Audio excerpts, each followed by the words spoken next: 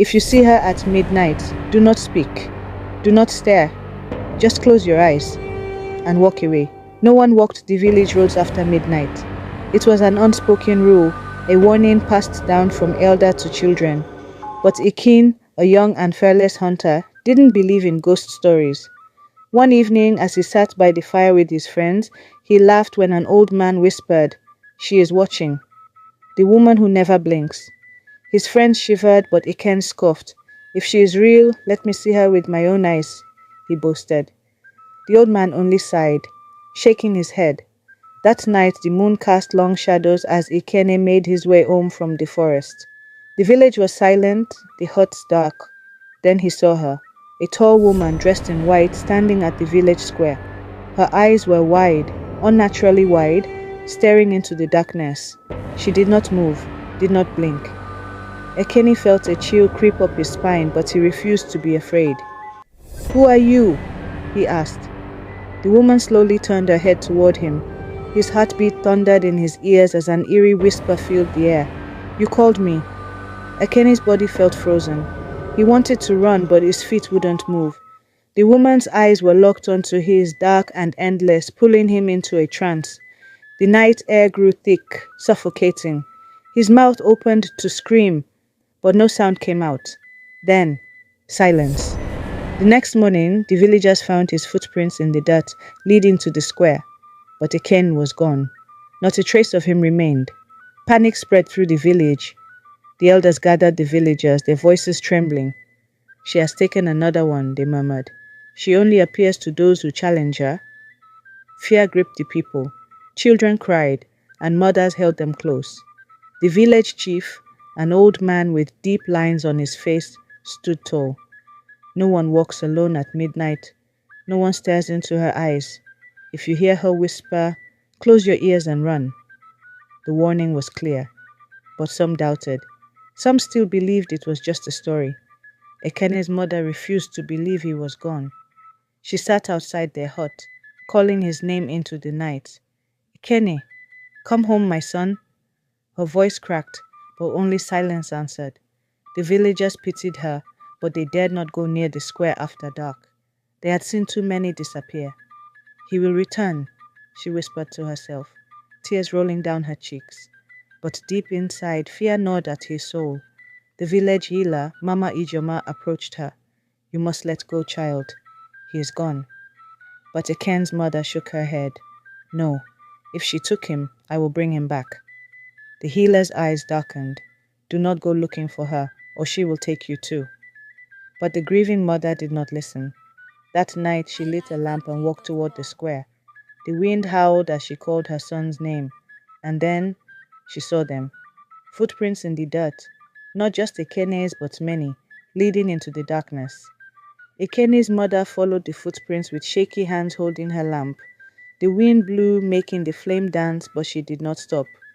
"Ekene," she called, her voice breaking. The night answered with silence. Then she saw it. A white figure standing at the edge of the village, just before the deep forest. The woman's eyes were wide, dark, and empty. She did not blink. The mother's heart pounded. Her legs felt weak, but she stood firm. "Where is my son?" she cried. The woman did not speak, but the wind carried a whisper. "He is with me." A deep coldness wrapped around Eken's mother. Her body felt heavy, her breath shaky. The woman lifted her hand, pointing toward the forest. "Come." The mother's feet moved on their own. The footprints in the dirt led forward, deeper into the darkness. The villagers woke to find Eken's mother gone. Her footprints, just like her son's, led to the forest. Panic spread again. "She took another one," people whispered. "The woman who never blinks." Fear gripped their hearts. No one dared to follow. The forest was a place of secrets, and those who entered never returned. Mama Ijoma, the village healer, stepped forward. Her wrinkled face was calm, but her eyes were sharp. "Enough," she said. "Fear will not save us. We must end this curse." The chief nodded. "But who will face her?" The villagers looked at each other, afraid. No one spoke. Then from the back of the crowd, a young girl stepped forward. It was Akin's sister, Adana. Her small hands trembled, but her voice was steady. "I will go." The villagers gasped. Adana, no! An old woman cried. But the girl stood firm. My mother and brother are gone. I can't sit and do nothing. The chief frowned. This is not a child's fight. But Mama Ijoma stepped forward, placing a hand on Adana's shoulder. The spirits choose who they want. If she is willing, we must guide her. That night, Mama Ijoma gave Adana a small gourd filled with sacred water. When you see her, do not speak. Do not look into her eyes. Just pour this water on the ground and call Ekene's name 3 times. Adana nodded, gripping the gourd tightly. The villagers watched in silence as she walked toward the forest, her heart pounding with fear. The trees stood tall and still, their twisted branches reaching like dark fingers. The forest was too quiet. No birds, no insects, just the sound of Adana's footsteps.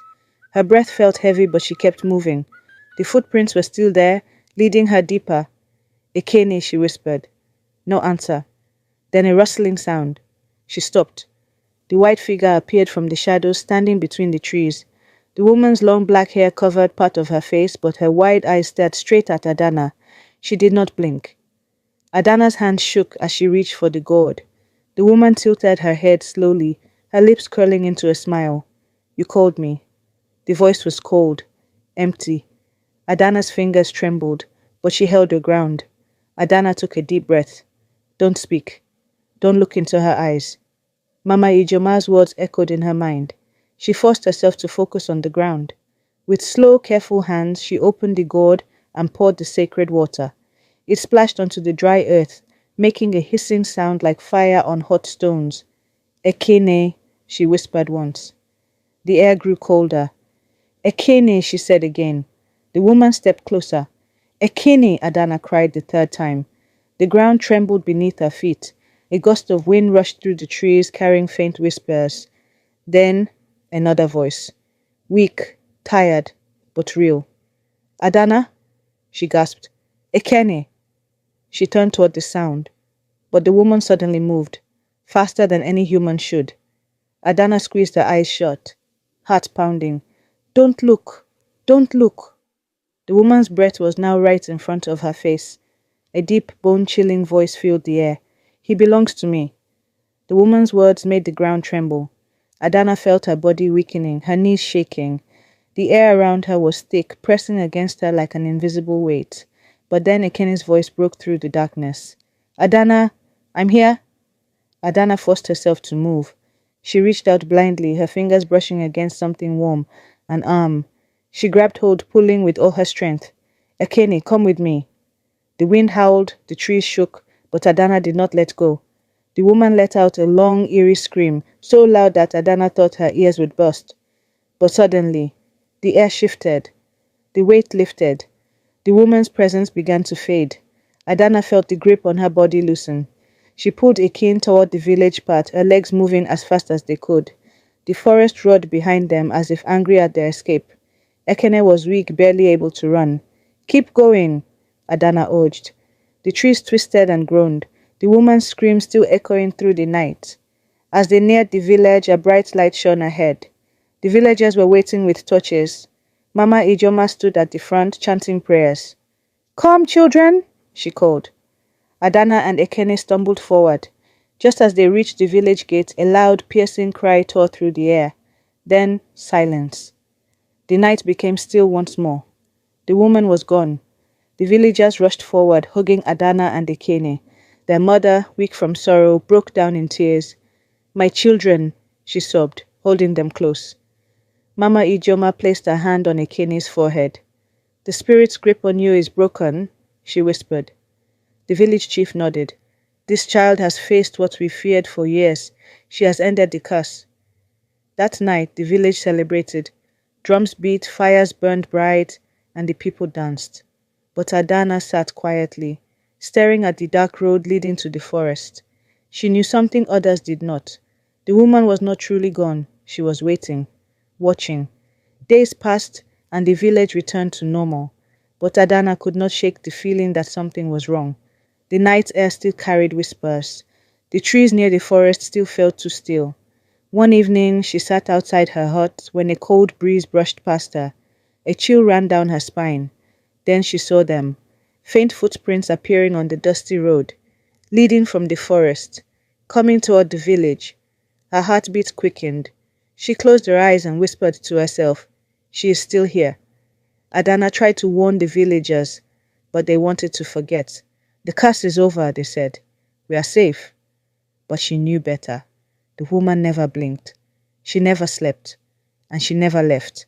Adana started seeing shadows at the edge of the village at night.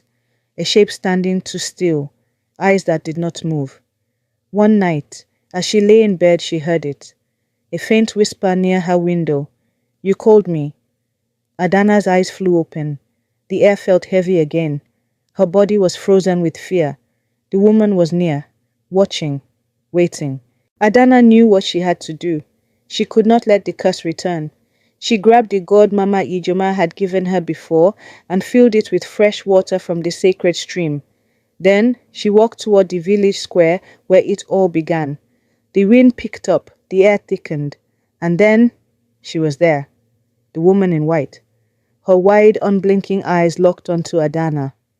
Adana did not hesitate. She poured the water onto the ground and spoke firmly. "You have no power here. Be gone." The woman's lips curled into a smile. The wind howled, and then she vanished. This time, for good. The village never spoke of the woman again. The curse was broken, and the people lived in peace. But Adana always knew the truth. Some nights, when the moon was full, she could still feel the cold breeze, still hear the faint whisper in the wind, and so the warning remained for future generations. If you see her at midnight, do not speak, do not stare. Just close your eyes and walk away. If you enjoyed this story, don't forget to subscribe for more mysterious and chilling stories. Let us know in the comment section where you're watching from.